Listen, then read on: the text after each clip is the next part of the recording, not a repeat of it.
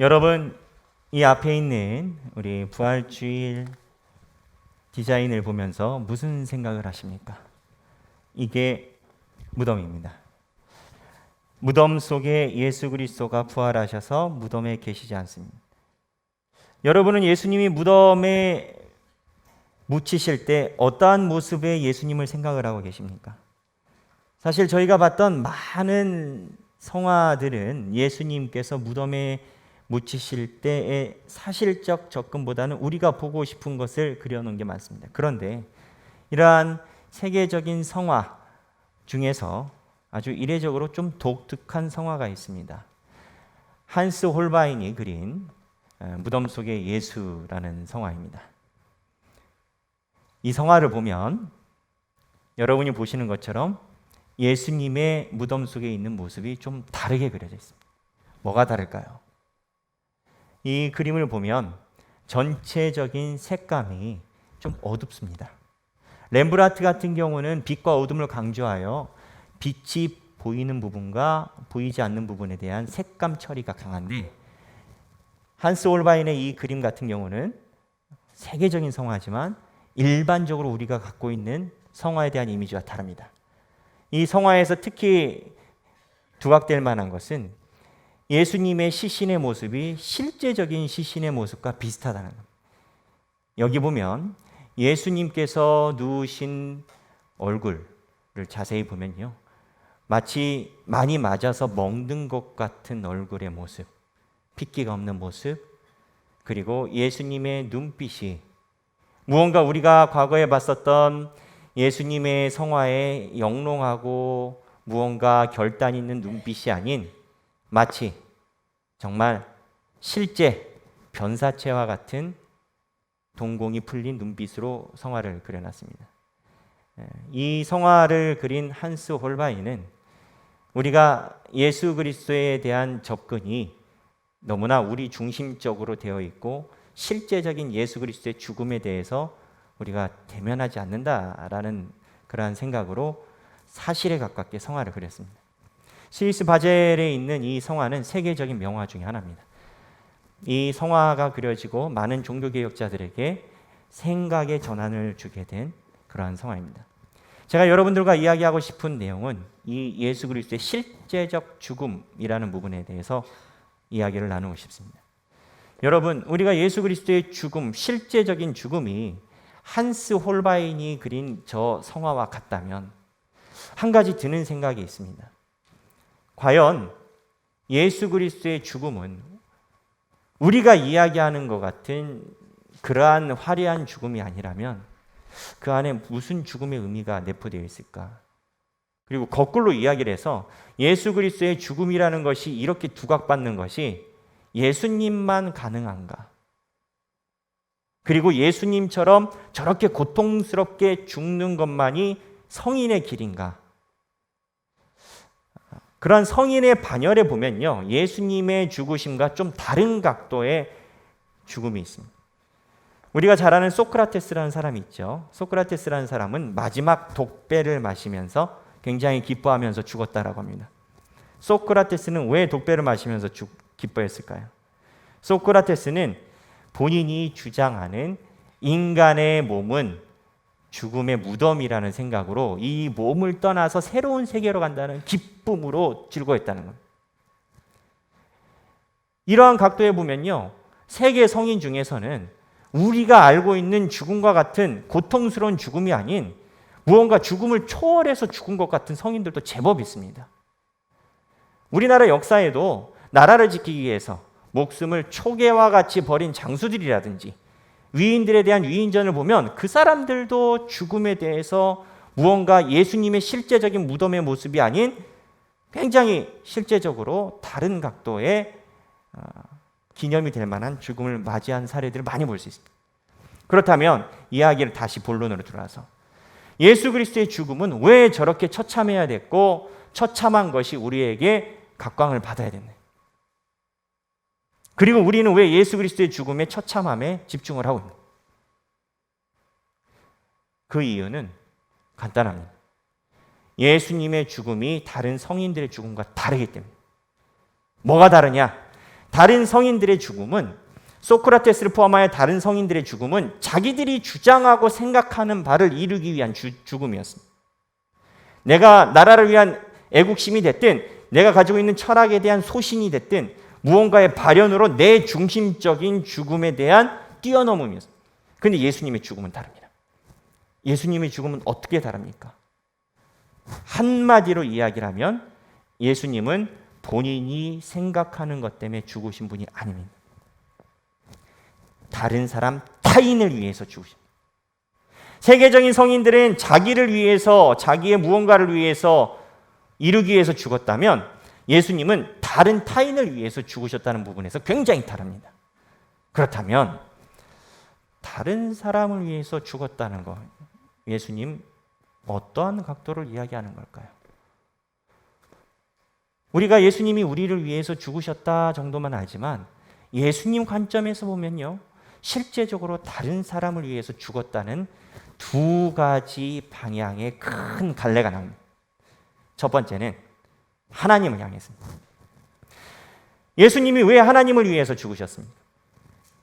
하나님이 인간을 얼마나 사랑하시는지, 하나님이 인간을 사랑하셔서 옆에 너무나 두고 싶은데 인간의 죄가 너무 많아서 히브리서 말에 의하면 동실물로 그 죄를 대체할 수 없는 상황에 이르러서 완결체이고 신이신 예수님이 가야만 해결이 되는 그런 상황입니다. 근데 이 포인트가요, 우리가 예수님이라고 생각해 보십시오. 삼위일체 하나님입니다. 성부, 성자, 성령. 창세전부터 같이 계셨습니다. 근데 예수님이 하나님의 마음을 한 거예요. 예수님 입장에서는 어땠을까요? 우리는 당연히 예수님이 하나님의 마음을 알아서 우리를 위해서 십자가에 달리셨다 정도만 생각을 하지만 실제로 삼위가 독립되어 있다면 예수님이 하나님을 사랑하시는 그 마음을 보는 예수님의 마음은 어떻겠습니까? 제가 만약에 저랑 똑같이 공동연합을 하고 협동 목회를 하는 분이 저보다 다른 사람에게 관심을 가지면 질투가 날까? 실제적으로 이 질투에 빠진 존재가 있습니다. 천사장이면서 막강한 힘을 가진 천사였는데 인간을 향한 하나님의 사랑에 질투에 입각해서 그 위치를 이탈한 존재가 있습니다. 그게 뭡니까? 마귀입니다. 사실 보는 각도는 똑같을 수 있습니다. 마귀가 하나님을 보는 각도나 예수님이 하나님을 보는 각도나 하나님이 인간을 사랑하신다는 캐치, 정보는 예수님이나 마귀나 똑같을 수 있습니다. 그런데 마귀는 내가 우선되기 때문에 내 중심적으로 질투가 나서 이탈을 하게 되고 예수님은 하나님의 마음을 알고 하나님의 마음을 읽기 시작한 겁니다. 예수님이 죽으신 첫 번째 이유는 하나님이 우리를 사랑하시기 때문에 죽으신 겁니다. 하나님의 사랑을 이루고자 정말 옆에 있는데도 성부, 성자, 성령, 성부, 성자, 성령, 성자와 성령보다 인간을 사랑하시는 성부의 아버지의 마음을 예수님이 읽고 그거를 이루어드리기 위해서 이 땅에 오신 거예요. 소크라테스나 죽음의 다른 의인들이 이야기하는 것처럼 자기들이 이야기하는 소신을 위해서 죽은 것이 아니라 하나님의 사랑을 이루기 위해서 죽으셨다는 점이 다르다는 거예요. 근데 이거는 이해가 쉽습니다. 근데 두 번째가 조금 어렵습니다. 두 번째가 뭐가 있습니까? 인간들을 위한 거. 인간들은요, 죄송하지만 저도 인간이지만 우리는 우리가 지은 죄를 잘 모릅니다. 신앙 고백과 그리고 세례 교육에 입각하면 꼭 나오는 게 알고도 지은 죄와 모르고도 지은 죄가 나옵니다. 히브리서 9장 7절에 읽는 성경에 따르면 우리 개역 개정에는 정확하게 번역이 되어 있지 않지만 새번역 성경이 정확하게 번역이 되어 있는데 예수 그리스도가 우리가 모르고도 지은 죄를 위해서 돌아가셨다고 합니다. 인간이 왜 어렵냐? 하나님은, 예수님이 하나님을 위해서 사랑을 실천하려고 내려가는 걸 하나님이 아세요. 그래서 십자가의 마지막 순간까지도 눈물을 흘리시고 예수님이 비록 어찌하여 나를 버리셨나이까 라고 하지만 하늘에서 하나님의 눈물이 떨어졌다라고 우리는 이야기를 하고 있어요. 그런데 하나님은 아신다면 인간은 몰라요. 마가복음에 의하면 제자들도 예수님이 부활하실 때까지 몰라요. 이게 왜 어려운 줄 아세요? 여러분 짝사랑 해보셨나요? 짝사랑이 왜 고통스럽습니까? 짝사랑이 고통스러운 이유는 나만 힘들기 때문입니다. 짝사랑의 주 탈출구는 뭐니까? 자기만 정신 차리면 되는 거예요. 그런데 예수님은 이러한 단순한 짝사랑의 문제가 아니고 인간이 예수님이 하나님의 사랑을 위해서 죽으시는데 인간이 몰라요. 이게 예수님에게 너무 어려운 거예요. 근데 하나 더 나가서 인간이 이렇게 모르는 이유가 있어요. 왜 모르느냐?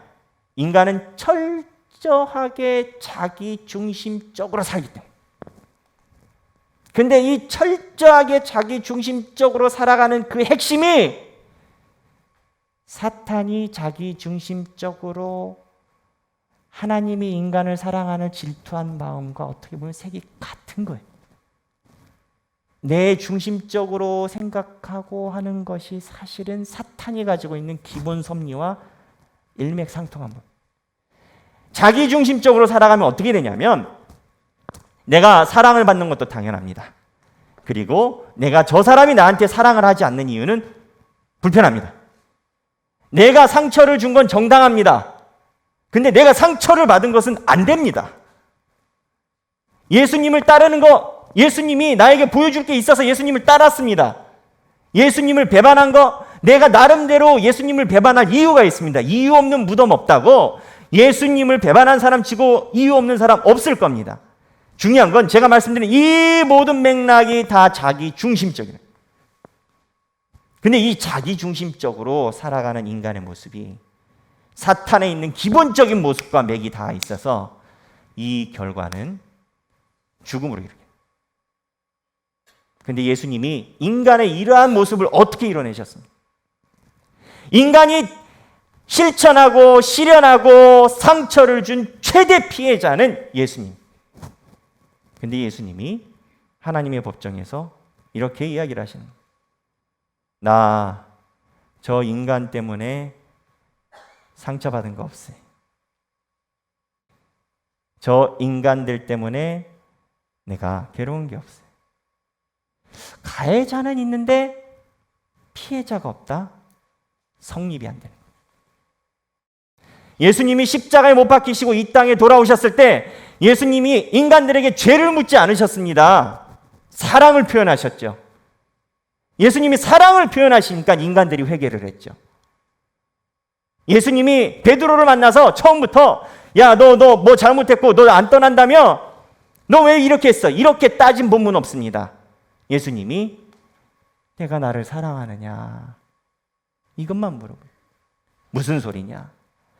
사탄에게부터 시작한 자기 중심성이 인간에게 자기 중심성이 고스란히 있어서 모든 것이 내가 서운하면 다 서운하고 내가 싫으면 다 싫고 이런 것이 예수 그리스도에 향하고 나중에는 자기가 잘못된 것도 확정지어서 죄도 아니라고 하는 인간의 이 결과를 예수님이 고스란히 다 받고 없이 흡수를 해버리신 거예요.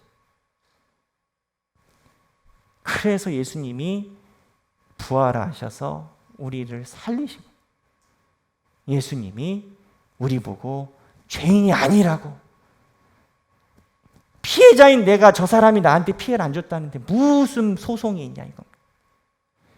그게 예수님의 부활의 능력이에요.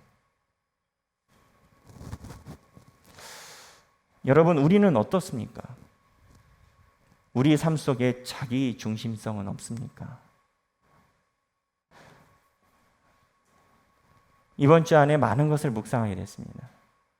그리고 묵상에 가까운 사람, 때로는 사랑하는 사람들 사이에서의 상처에 대해서 생각해 보게 됐습니다. 사랑하는 사람들 사이에서의 상처의 특징이 뭔지 아십니까? 칼날처럼 가슴을 에인다는 겁니다. 사랑하기 때문에 상처에 칼날이 들어오는 거예요. 아니, 사랑하지 않으면 칼날이 들어올 리가 없죠. 근데 이 칼날이 칼을 휘두른 자나 칼을 받은 자나, 누가 휘두르는지 누가 받았는지 모르지만 그 상처는 모두 다 자기 중심적으로 생각하는 거예요. 우리에게 부활은 내가 이 상처 앞에서 그렇게 해석함이 우리에게 부활이 아니라 예수님의 눈으로 예수님이 어떻게 하셨는지를 생각하는 게 우리의 부활입니다. 예수님의 부활은 인간이 사탄으로부터 뿌리를 가지고 있는 나 스스로 모든 것을 다 해결하고 내가 모든 사물을 보는 그 자기중심성에서 시각을 넓혀 예수 그리스도의 시각으로 보게 하는 거예요. 예수 그리스도의 시각은 뭘까요? 우리에게 유명한 성화가 있습니다. 이 두 가지 성화를 보면서 우리 신앙의 태도에 대해서 한번 생각해 볼 게 있습니다. 첫 번째는 렘브란트의 그림입니다. 렘브란트 이 성화인데요. 십자가에 달리신 예수입니다. 여기 보면 제가 서두에서 이야기 드린 것처럼 렘브란트는 빛의 화가라고 소문이 나 있습니다. 렘브란트의 그림의 특징은 밝음과 어두움에 대한 대조인데요. 밝음과 어두움에 대한 대조는 렘브란트가 가지고 있는 주장을 담았다라고 봅니다. 여기 가만히 보시면 한가운데 예수 그리스도의 십자가를 중심으로 하여 화폭이 밝습니다. 근데 나머지는 그렇지 않습니다. 근데 제가 여러분들과 함께 보고 싶은 것은 이 구도, 화각이 어떻게 봤을 때 이 그림이 나오겠습니까? 여러분처럼 앉으신 자리에서 여러분의 시각으로 예수 그리스도를 바라볼 때 이 그림이 나옵니다. 전 렘브란트를 좋아합니다만 렘브란트가 가지고 있는 그림의 결정적인 우리의 본 모습은 예수님을 내가 보고 싶은 대로 본다는 겁니다. 두 번째 화가입니다. 제임스 티소라는 화가인데요. 굉장히 유명한 화가입니다. 이 사람은요, 십자가에 달리신 예수님에 대한 그림을 예수님의 시각으로 내려다보는 그림을 그렸습니다. 이 그림에 보면 예수님의 발밑에서 울고 있는 여인도 보이고요. 그리고 조롱하고 있는 대제사장 서기관도 보이고 아무런 상관도 없는 듯이 쳐다보고 있는 사람. 티소의 그림은 제가 이 안에 있는 인물들을 설명을 하기 위함이 아니라 티소의 그림은 시각, 시선의 화각 자체가 다릅니다. 여러분은 신앙생활을 어떻게 하십니까? 여러분은 내가 보고 있는 예수님을 보고 신앙생활 하십니까? 예수님이 나를 어떻게 보시는지에 관심을 갖고 신앙생활 하십니까? 내가 가지고 있는 상처와 아픔, 내가 보고 싶은 대로 백날, 천날, 만년 살펴보십시오. 해결 안 됩니다. 그러나 예수 그리스도가 내려다본 그 시각으로 내 안에 있는 현장, 때로는 나를 십자가에 못 박아서 억울하게 상처를 주고 나를 배신하고 나에게 세상 입에도 담기 힘든 그 상처를 준 사람들을 내려다보는 예수 그리스도의 시각을 보면 예수의 부활이 우리의 부활이 될 것입니다. 2021년 코로나, 예수의 부활이 우리의 부활이 되기를 바랍니다. 여러분, 예수의 시각으로 보는 방법은 한 가지밖에 없습니다. 그냥 예수의 이름을 높이고 내 상처나 내가 하고 싶은 말 위에 주님께 간구함이 먼저이면 되는 겁니다. 여러분들과 오늘 찬양하고 싶습니다. 수많은 무리들이 예수님을 쫓아다녔습니다. 그 무리들은요, 각자 자기들이 가지고 있었던 시각이 있습니다. 때로는 정치적인 예수님을 그렸고요, 때로는 치유의 예수님을 그렸고요, 때로는 오병이어에 나오는 것처럼 나에게 음식을 주는 예수님을 꿈꿨습니다. 그러나 그런 시각이 아니라 오로지 예수님의 이름만 높이고 예수님의 시각으로 바라보는 자만이, 그 자만이 예수 부활의 증인이 될 것입니다. 다 함께 찬양하겠습니다.